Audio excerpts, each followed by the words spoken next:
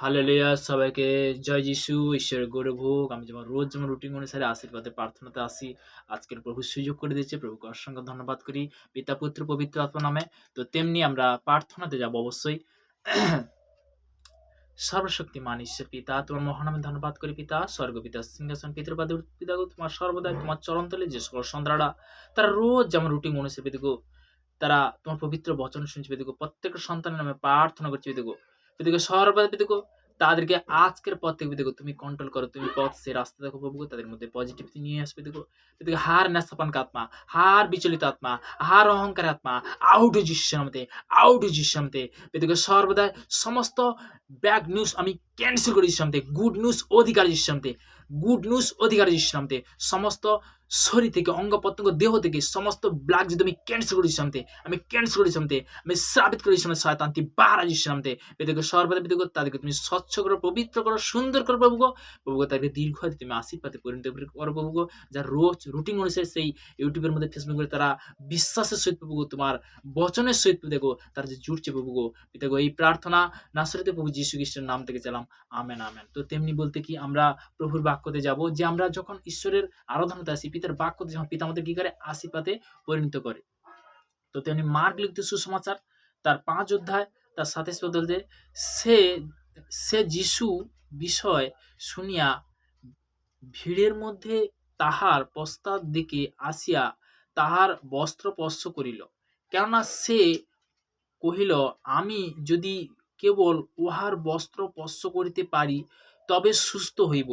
আর তৎক্ষণাৎ তাহার রক্তস্রাব শুকাইয়া গেল, আর আপনি যে এই রোগ হইতে মুক্ত হইয়াছে ইহা শরীরের টের পাইল।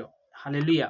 তো তেমনি আমি বাক্যটা আবারও বলছি, মার্ক তার 5 অধ্যায় তার 25 পদ থেকে একদম 30 পদ পর্যন্ত, 30 পদ পর্যন্ত। আর একটি স্ত্রীলোক 12 বৎসর অবধি পদরোগে রোগগ্রস্ত হইয়াছিল। অনেক চিকিৎসা করার দ্বারা বিস্তর ক্লেশ ভোগ করিয়াছিল এবং সর্ব ব্যয় করিয়াও কিছু উপশম পায় নাই, বরং আরো পীড়িত হইয়াছিল। সে যিশুর বিষয় শুনিয়া ভিড়ের মধ্যে তাহার পশ্চাৎ দিকে আসিয়া তাহার বস্ত্র স্পর্শ করিল। কেননা সে কহিল, আমি যদি কেবল উহার বস্ত্র স্পর্শ করিতে পারি তবে সুস্থ হইব। আর তৎক্ষণাৎ তাহার রক্তস্রাব শুকাইয়া গেল, আর আপনি যে ওই রোগ হইতে মুক্ত হইলেন তাহা শরীরে টের পাইলেন। Hallelujah! Thank you Jesus name, praise the Lord. সে কি ছিল? সে রোগগ্রস্ত ছিল। সে কি ছিল? একজন স্ত্রী লোক।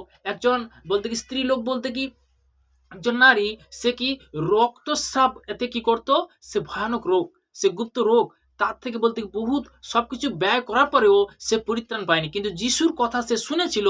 তার শোনাতে সে মনে মনে বলছিল, ওর যদি বস্ত্র যদি আমি স্পর্শ করতে পারি তাহাতে আমি সুস্থ হইব। তাহাতে সে তার মনে মনে যেটা বলেছিল তার থেকে স্বয়ং ঈশ্বর কি করলো? তাহাতেই সুস্থ হলো। Hallelujah! Thank you Jesus name, praise the Lord. প্রভু স্তুতি হোক প্রত্যেকটা সন্তানকে, যারা জানে না, যারা জানতে পারছে তাদের জীবন প্রভু গো এবার বড় বড় তুমি গুড নিউজ তুমি নিয়ে আসবে যিশুর নামেতে। পেতে গো সর্বদা দেখো আজকের এই প্রার্থনা দেওয়ার জন্য পেতে গো তোমার একমাত্র পুত্র সেই মহান আমাদের রাজাদের রাজা প্রভু যীশু খ্রিস্টের নাম থেকে চাইলাম, আমেন আমেন। সবাইকে জয় যিশু।